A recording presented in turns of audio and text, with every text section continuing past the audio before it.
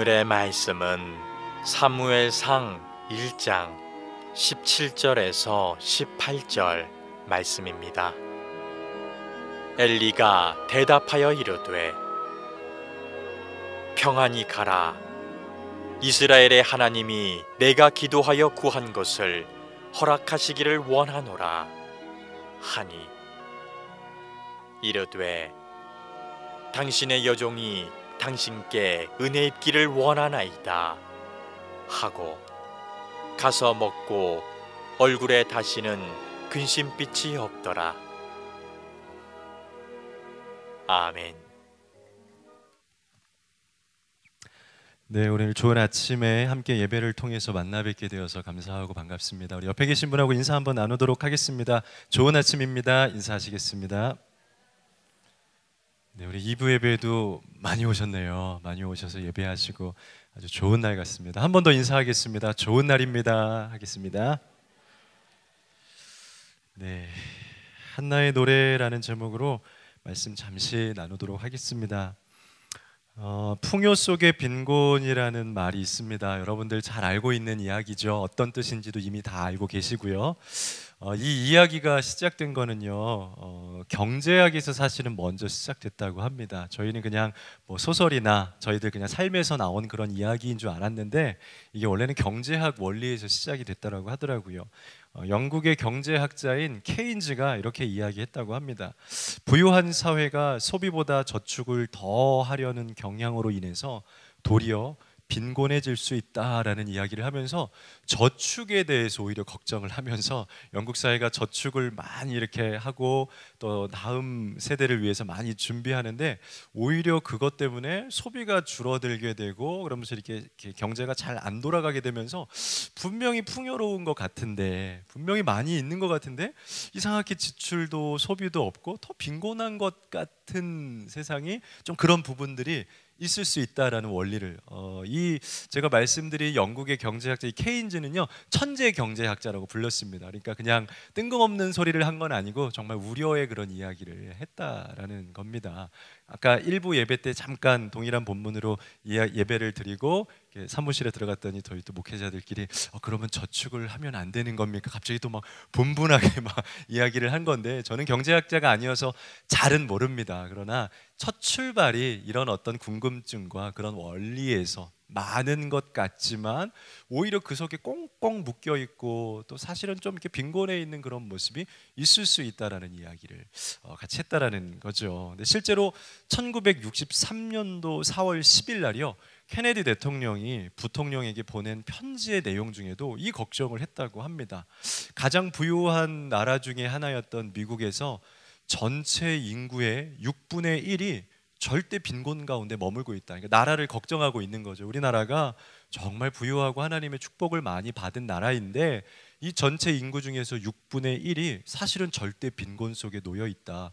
풍욕 속의 빈곤을 우리가 절대로 넘어갈 수 없습니다라고 부통령에게 편지를 보내면서 이 나라를 회복하자고 같이 그런 이야기를 나눴다라는 편지글이 있다고 합니다.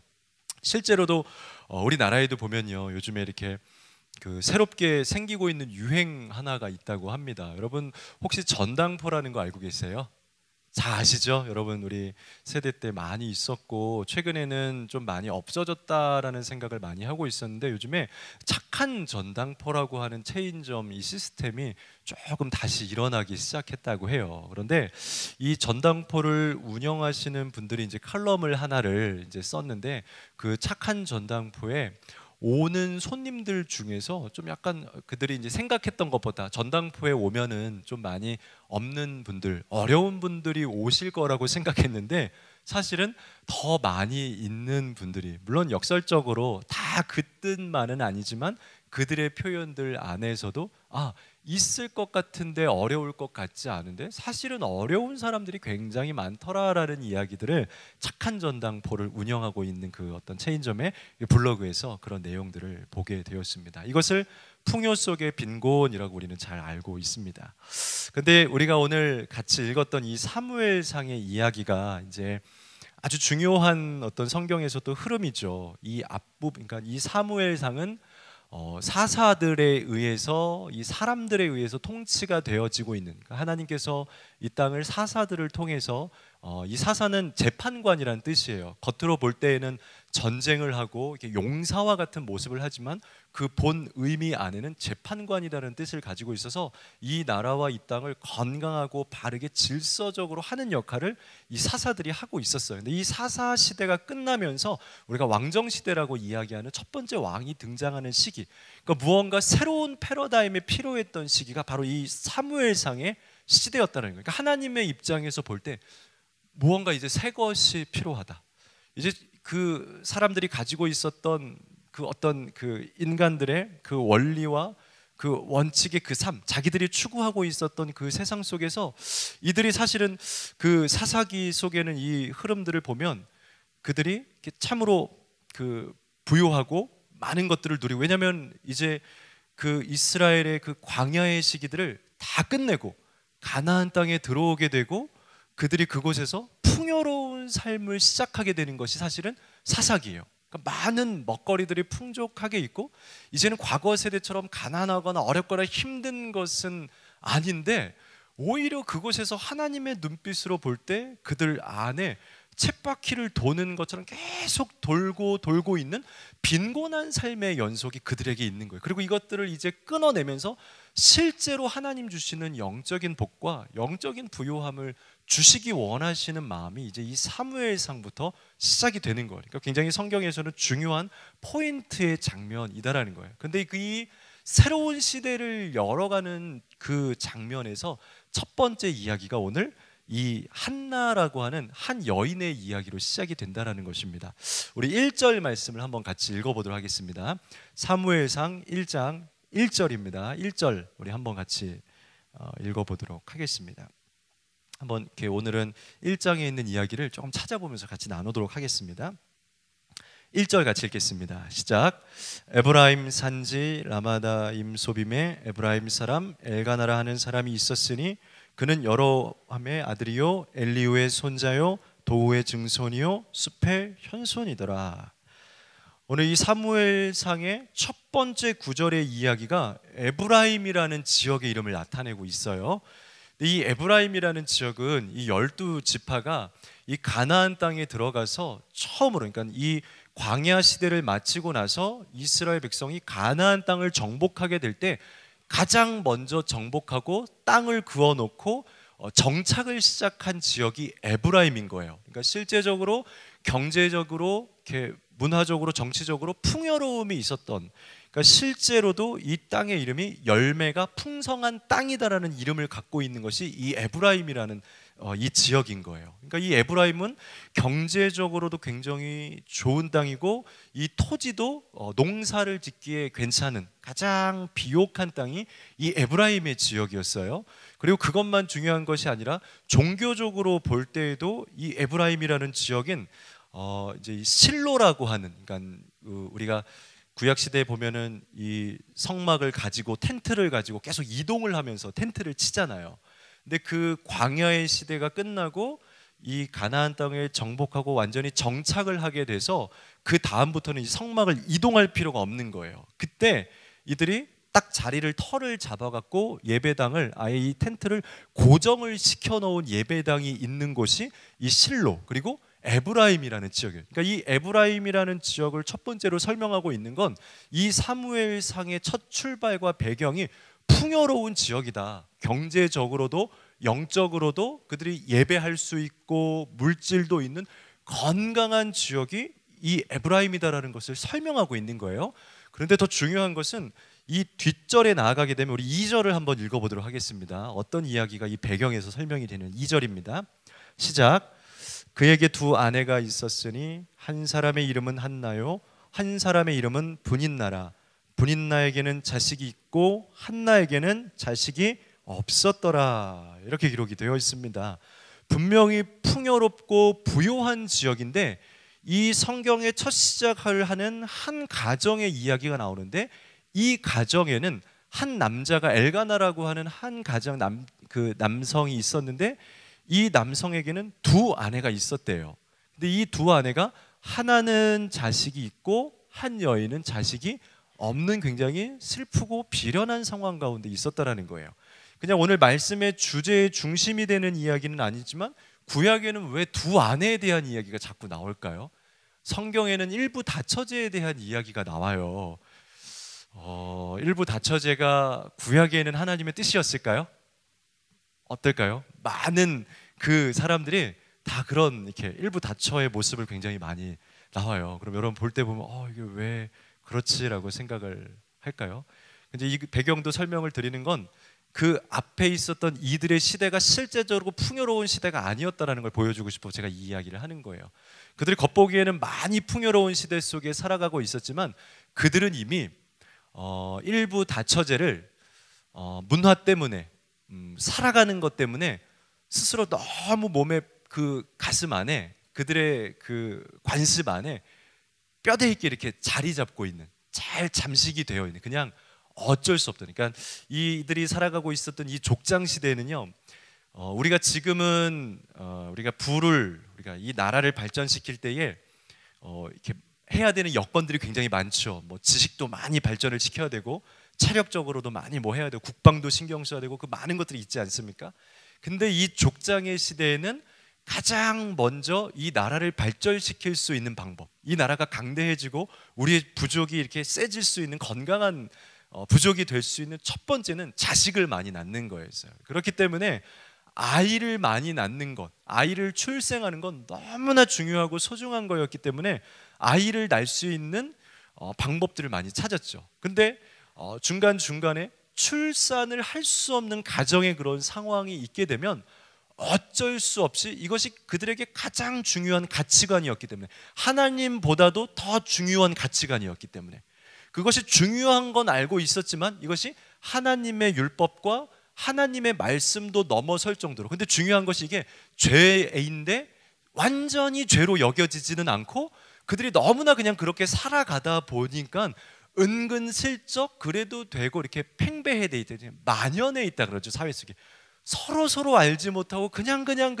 괜찮은 듯 아닌 듯 묘하게 분명히 죄는 죄인데, 제사장들도 성경에 있는 많은 하나님의 사람도 이 엘가나는 레위 지파의 사람이에요. 성전의 일을 담당하는 사람이에요. 에브라임 지파가 아니고 레위 지파예요. 땅을 소유로 얻지는 못하는데 각 12지파에 흩어져서 자기에게 분배된 지역에서 예배를 담당하는 사람. 근데도 출산을 하지 못하니까 또 다른 아내를 통해서 아이를 얻어야 하겠다라는, 겉보기에는 풍요로운 땅이지만 사실상은 영적으로 여러 가지 그들의 의식 속에서, 사상 속에서 만연하게 영적인 가난이 묻어있는 시대가 이 시대였다고. 그러니까 하나님이 고민을 하시는 거죠. 이들이 자꾸 그렇게 살아가기는 살아가지만 무언가 적과 꿀이 흐르는 그 가나안 땅의 것들을 많이 누리고는 있지만 사실은 부요하지 않은, 사실은 제대로 된 길을 가고 있지 않은 그 모습을 슬퍼하고 아파하면서 한나라는 여인이 울고 있는 그 모습을 통해서 성경에 나오는 이 한 여자의 이야기. 그럼 이 성경은, 사무엘상은 어떤 그런 불임에 대한, 가정에 대한 교훈을 주려고 한 어떤 잠언과 지혜는 아니죠. 오늘 하나님께서 불임의 아픔을 가지고 있는 여인의 이야기를 이 속에 담아 두었다라는 것은 한 가정의 문제를 풀어주기 위해서, 여러분들도 행복한 가정 되십시오, 불임의 문제에는 기도하십시오, 그 정도의 이야기를 하려고 이 사무엘상의 첫 번째 이야기를 한나로 꺼냈다는 것이 아니다라는 것입니다. 전 시대 속에 팽배해져 있는, 하나님보다 더 중요시 여기고 있는, 그냥 어쩔 수 없는, 그냥 그렇게 넘어가고 있는, 관습적으로 팽배해 있는, 하나님 없이도 살아갈 수 있는 그 세상의 빈곤한 문화를 하나님은 울며 아파하며 이 속에 첫 구절로 기록을 하고 있다는 것입니다. 여러분들은 어떤 세상을, 어떤 사회를 살아가고 있습니까? 정말 진짜 풍요로운 세상을 살아가고 있습니까? 아니면 풍요로워 보이나 사실은 죄악이 만연해 있고 관습과 문화 속에서 어쩔 수 없이 그저 그렇게 살아가고 있으면서 하나님을 예배한다라고 하지만 하나님보다 더 중요한 문화, 하나님보다 더 중요한 우리의 관습과 관례를 붙잡고 살아가고 있는 이 사무엘상의 사사기의 시대를 살아가고 있습니까? 오늘 10절 말씀을 한 번 더 읽어보도록 하겠습니다. 10절을 읽어보도록 하겠습니다. 10절입니다. 같이 읽겠습니다. 시작. 한나가 마음이 괴로워서 여호와께 기도하고 통곡하며. 아멘. 이제 이 한나가 어떤 마음으로 기도하고, 그러니까 이 한나가 기도하고 있는 모습은요, 사실은 한나의 마음이 아니고 거꾸로 역으로 돌아가 보면 하나님이 원하시는 마음. 이 사무엘 시대에, 사사 시대, 너희가 진짜 이런 사람이 돼, 이런 여인과 같이 너희가 하나님 앞에 살아야 된다는 마음을 역설적으로 거꾸로 보여주는 거예요. 그러니까 한나의 마음이 아니라 우리의 마음인 거예요. 어떤 마음으로 우리는 이 풍요롭지만 빈곤한 풍요 속의 빈곤 속에서 우리는 어떤 마음으로 살아가야 되느냐, 10절에 먼저 말하고 있는 것처럼 성경은요, 질병을 죄의 문제랑 연결 질 때가 굉장히 많이 있어요. 성경에 보면 질병의 문제가 많이 나오지 않습니까? 요한복음 9장 2절에 보면 제자들이 물어 이르되 랍비여, 이 사람이 맹인으로 난 것이 누구의 죄로 임하니이까? 자기의 죄이니까? 그의 부모이니까? 그러니까 유대인들은 어떤 사람들이 그런 중한 병에 걸리면 아주 관습적으로 이게 분명히 누군가의 죄부터 시작된 걸 것이다, 뭔가 분명히 하나님의 영적인 의미가 있을 것이다 라는 생각을 했습니다. 근데 그 중에서도 가장 이 병에 걸리게 됐을 때 그 어떤 하나님의 심판을 받았다, 굉장히 저주스럽다, 고통스럽다라고 여기는 굉장히 이렇게 아주 이렇게 멀리하고 싶은 그런 질병 하나가 있어요. 혹시 여러분들도 아마 다 아실 거예요. 어떤 질병이죠? 문둥병. 맞아요. 문둥병을 더욱이 이 병에 걸린 것에 대해서 아주, 그래서 이 문둥병에 걸리게 되면 나는 죄인입니다, 나는 죄인입니다, 사람들 앞에 가까이 가지도 못하고 소리 지르면서 막 피해 다녀야 되는 그런 죄책감 속에서 시달려야 하는 사람들이 문둥병에 걸린 사람들이었어요.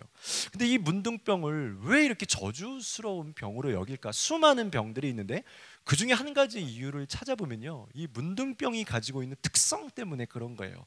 이 문둥병은요, 걸리게 되면 이렇게 그 의학사전 이렇게 자료를 찾아보니까 문둥병에도 그냥 한 가지 병이 있는 게 아니고 이 성향이 나타나는 종류가 다양하게 있다 그러더라고요. 크게는 이제 두 가지 방향이 있는데 그 중에 하나의 분류가 고통을 느끼지 못한대요. 하나도 고통을 느끼지 못하고 손톱이 빠져도 문드러져도 피부를 아무리 뜯어내도 하나도 아프지 않은 거.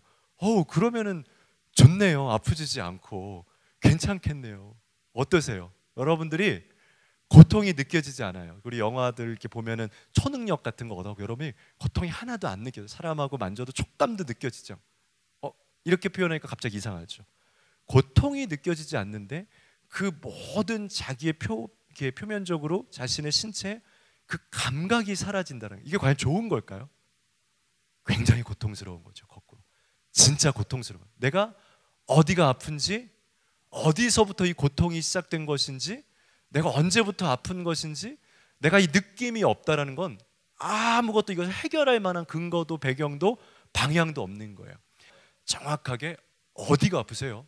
난 내가 모르지 않아요. 어느 정도 알죠. 그걸 정확하게 말을 해요. 의사 선생님이 말을 안 하면 치료를 안 해요. 정말이에요. 감기 걸렸을 때도 언제 아프기 시작해? 일주일이에요? 2주일이에요? 콧물이 나세요? 두통이에요? 정확하게 다 물어봐요. 내가 느끼고 있는 대로 아파하고, 내가 잘못 말해갖고 콧물인데 잘못 이야기하고 두통만 있습니다 얘기하면 약 처방이 잘못 나와요. 콧물 약 처방 안 나서 콧물은 계속 나와요. 내가 어디가 아픈지를 느끼고 있고 알고 있어서 그것을 고백하고 있고 선포하고 있고 나눌 수 있다는 것은, 그래서 이거 역설적으로 표현하면 우리가 아플 수 있는 감각이 살아있다는 것은 오히려 치료받을 수 있고 살아날 수 있는 희망이 우리에게 있다는 거예요. 그런 의미에서 거꾸로 문둥병은 아무것도 느끼고 있지 못하라는 것은 하나님이 그런 어떤 세상의 손길을 줄 수 없는, 아무것도 무감각한, 오히려 느낌이 없는, 치료의 시작이 할 수가 없는 그런 오히려 저주다라고 표현을 하고 있는 것이 문둥병이었다라는 거예요. 그런데 오늘 이 한나의 마음이 어떻습니까? 한나는 오늘 말씀에서 보면은 한나가 마음이 괴로워하였다라고 기록을 하고 있어요. 이것은 이 시대와 우리의 가정과 이 나라가 정말 분명히 기억해야 할, 우리가 어떤 속도로 걸어가고 있고 지금 우리가 어떤 방향으로 가고 있고 우리가 어떤 고통을 가지고 있고, 그러니까 우리의 문제점과 상황과 현실을 정확히 파악하고 있어야 한다라는 하나님의 요청을 말하고 있는 거예요. 한나가 결국은 1장이 끝나기도 전에 이제 출생을 하게 돼요. 하나님께서 자식을 주세요. 근데 그 출발점이 뭐냐? 한나가 마음의 괴로움을 느끼고 있다는 거예요. 여러분들은 이 시대와 이 땅을 살아가면서 이 세상에 우리는 대표 기도할 때마다 세상을 위해서 기도하고 열방을 위해서 기도하고 가난한 자들을 위해서 기도하는데, 우리는 그들을 위해서 얼마나 많은 고통을 느끼고 있고 알고 있고 감각적으로 가지고 있느냐는 말을 하고 있는 거예요. 한나는 그냥 형식적으로만 내가 자식이 없네, 힘드네. 한나는 부유했어요. 한나의 가정은 레위 지파였어요. 풍요로운 땅 속에서 살고 있었어요. 괴로워하지 않아도 아파하지 않아도 분인날을 통해서 다른 자식들을 낳을 수가 있었어요. 충분히 괜찮았던 가정이었어요. 대안이 있었어요. 다음 모델이 분명히 있었다라는 거예요. 울지 않아도 괜찮았어요. 그럼에도 불구하고 자신의 현실 속에서, 여자의 자존감 속에서 자식이 없다라는 것이 얼마나 아프고 얼마나 괴로운지를 정말 처절하게 공감하고 현실을 보고 있는 거죠. 주변에서 쯧쯧쯧 거리고 있는 거, 주변에서 손가락질하고, 쟤는 무슨 죄를 지었길래, 어떤 실수를 지었길래, 얼마나 하나님과의 관계가 깨졌길래 이렇게 자식이 없느냐, 그 저주받고 있는 그 고통과 아픔을 가슴에서 느끼고 있는, 감각을 가지고 있는, 이 시대는 얼마나 여러분들 감각이 없습니까? 무뎌져 있습니까? 예배도 많이 하고 기도도 많이 하고 언어도 유창하고 아주 좋습니다. 책들도 보면 아주 설교문도 좋고 깔끔하고 기도문도 좋고 찬양의 콘티도 좋고 모든 것이 좋습니다. 그러나 그것이 정말 우리가 감각이 있느냐라는 이야기를 하는 것입니다.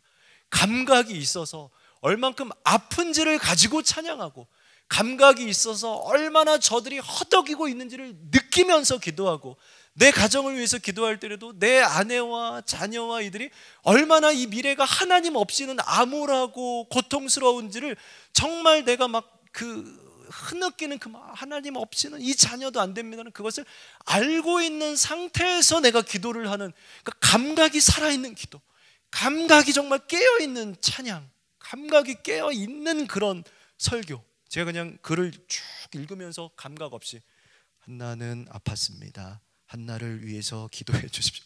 이 감각이 없는 설교 여러분들 원하지 않지 않으세요? 문둥병 설교는요, 문둥병 기도인 거죠. 감각 없이 하나님 세상은 아파하고 있습니다, 구원해 주옵, 초딩 유아의 기도예요.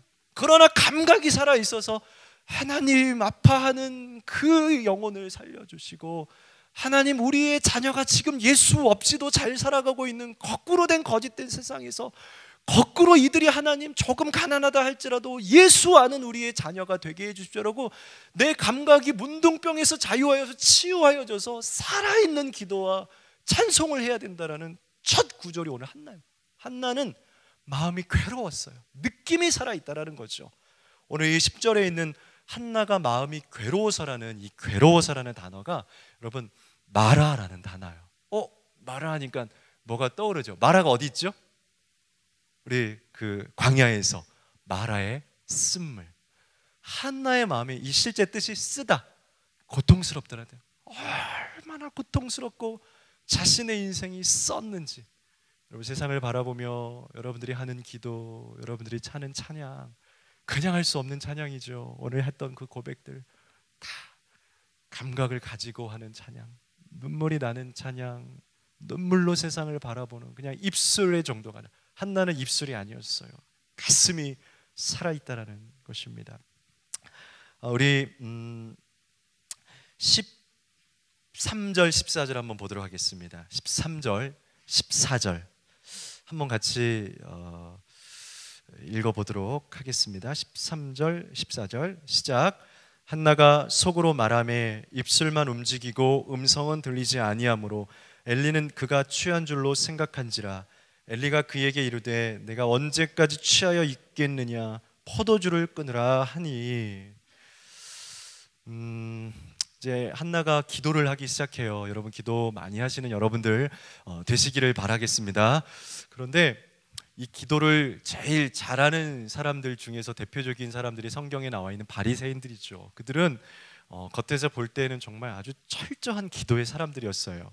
기도하는 방식이나 형식이나 그들의 횟수 다양합니다. 그들은 금식도 할 줄 알고요, 그들은 크게 통성으로 기도할 줄도 알고요, 또 작정해서 하는 작정 기도, 하루에 3번씩 시간을 정해놓고 하는 그런 어떤 작정의 기도들도 하고, 기도로 하면 정말 빼놓을 수 없는 사람들이 바리새인들이었습니다. 근데 예수님이 참 특이한 것은요, 세상이 다 인정해요. 세상이 다 이들이라고 이렇게 흐름으로 인정하고 있는 사람들을 인정하지 않을 때가 있어요. 예수님, 참 이상한 사람이 같이 인정하면 좋겠는데, 예수님은 바리새인이 기도 잘한다. 아니 아주 뭐 콧방귀만 끼는 게 예수님. 그래서 미움과 질투를 받은 거예요. 근데 예수님이 이 바리새인의 기도를 왜 인정 안 했어요? 누가 보기에도 잘했어요. 누가 보기에도 괜찮았어요. 너무 잘하는 사람들이었어요. 근데 왜 인정하지 않았을까? 딱 한 가지밖에 없다라는 거예요. 예레미야 3장 10절에 보면, 이 모든 일이 있어도 그의 반역한 자매 유다가 진심으로 내게 돌아오지 아니하고 거짓으로 할 뿐이라 라고 이야기하면서, 유다 백성들이 심판이 오고 막 어려운 일들이 있으니까 기도를 하는 거예요. 근데 얘네들도 짬밥이 이제 통밥이 막 오래 신앙생활하니까 오래 이게 막 딱 됐어, 딱 아는 거야. 아, 이때 이렇게 회개하고 이때 이렇게 기도하면 넘어갈 수 있다라는 걸 아는 거예요. 근데 여러분, 하나님은 한 수 위, 더 걷고 나는 자 위에 하나님은 더 우주예요. 그것도 아는 거예요. 너네가 오긴 오는데 진심으로 돌아오지 않는 거 내가 안다 라고 다시 예레미야의 말씀에 선포하는 거예요. 오는 거 있죠. 막 반성문 써갖고 오는데 학교 선생님, 야 빠꾸 다시 써. 뭔 반성문을 5분 만에 쓰고, 야야야 집어쳐. 내일까도 밤새 고민하고 하는 거야. 기도로 오긴 오는데 진심이 없다를 알고 있는 거예요. 오늘 한나의 기도가 어떤 모습이냐면요, 원래 이스라엘 백성들이 가장 기본적으로 하는 기도의 모습은요, 통성 기도였어요. 크게 기도했어요. 크게 기도하는 것이 이스라엘 백성들의 기도였어요, 부르짖으면서. 근데 오늘 한나의 기도가 이상한 거예요. 엘리가 깨달음이 없어요. 엘리 제사장이 영적인 분별이 없어. 오늘 한나가 기도를 어떻게 하냐면 입도 안 벌려요. 입도 안 벌려. 오늘 말씀해 보니까 한나가 속으로 말하며 입술만 이렇게 하는 거예요. 이 심정이 어떤 심정이었을까? 왜 이렇게 나쁜 기도를 할까요? 이게 어떤 의미예요? 한나가 지금 진짜로 이 엘리가 좀 있으면은 얘가 술 취했나? 14절에 보면 포도주를 끊으라 라고 이야기를 해요. 얘가 왜 이런 기도를 하고 있을까요?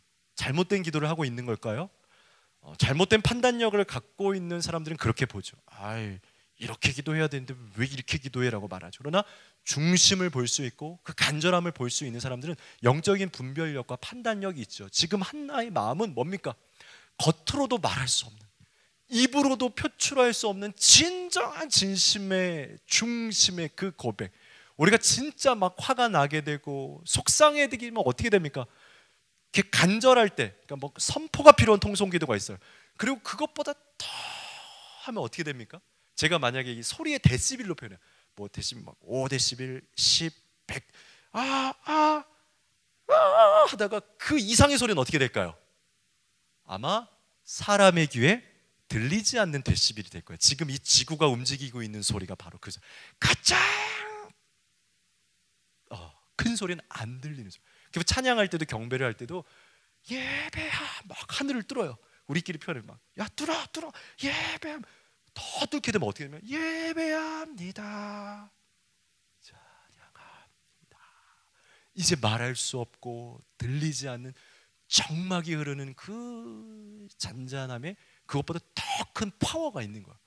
근데 이 한나는 소리를 지르다 못해 그 안타까운 마음과 살고 싶은 마음과 체험받고 싶은 마음이 이제는 입술도 열을 수, 하나님,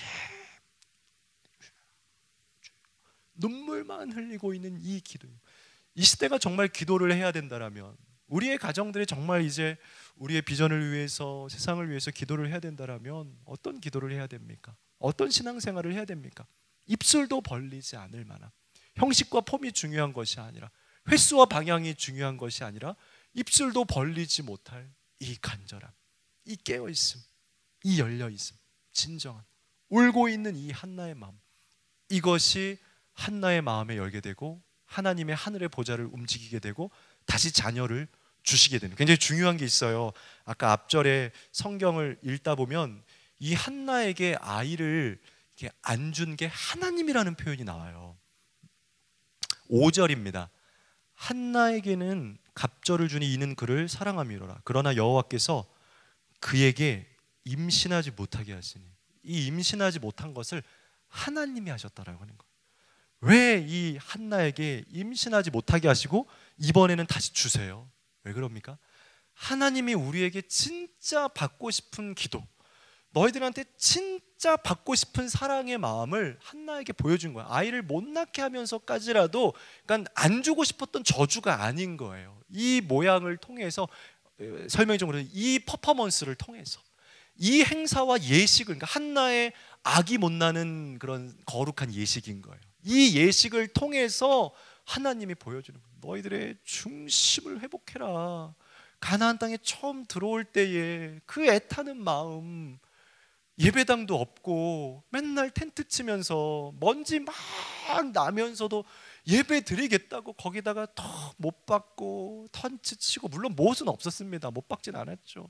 장막 치고 지성소 옮겨다가 날씨 봐가면서 하나님 구름 기둥 봐가면서 예배 드리던 너희 중심이 있지 않았냐. 근데 에브라임의 풍요로움까지 왔는데 너희들 왜 지금은 진심이 없고 중심이 없고 눈물이 없고 입술만 있고 없느냐. 애타는 그 마음을 한나에게 주면서 오늘 한나가 진짜 기도를 배우는 거예요. 남들은 입술로 기도하는 게 진짜 기도라고 생각한 거예요. 기도의 형식, 감사, 찬송, 경배, 회개, 그것도 몰라. 이제는 그것도 다 사라졌어. 그러나 가슴만은 진짜인 거예요. 주여 라고. 이 기도가 있을 때 여러분 가정도 일어나는 거고, 여러분 자녀도 살아나는 거고, 이 나라도 회복되게 될 줄로 믿습니다. 수많은 기도 책자, 시스템 전혀, 입술은 없다라는 게 굉장히 시스템을 말하는 거예요. 입술은 없는 거예요. 시스템도 조직도 어떤 우리의 어떤 그런 발전된 문명도 없지만 입술을 버리지 못하고 끙끙대고 있는 이 기도를 엘리 제사장도 못 알아보고, 왜 술 취해? 너는 왜 조직이 없고 시스템이 없고 형식이 없어? 그러나 사실 하나님이 진정으로 원하고 있었던 순전함이 있었던 이 기도를 회복하게 되는 우리 꿈의 교회, 또 우리 모든 성도님들, 이 세대가 되기를 간절히 주님의 이름으로 축원을 드립니다. 말씀을 마치려고 합니다. 우리는 한나의 시대에 살고 있습니다. 에브라임처럼 모든 것이 풍요로운 땅이지만 실상은 복잡하고 공허한 삶을 살아가고 있습니다. 지금 우리의 위치를 먼저 느끼십시오. 감각적으로 느끼시고 기도를 믿고 기도하시고 한나처럼 진심과 중심으로 나아가게 될 때 하나님의 돌보시는, 다시 리바이벌, 부흥케 하는, 다시 그 시대의 부흥과 하나님의 역사가 오게 되는 놀라운 일들이 이 나라 이 땅 가운데 있게 되기를 간절히 주님의 이름으로 축원을 드립니다.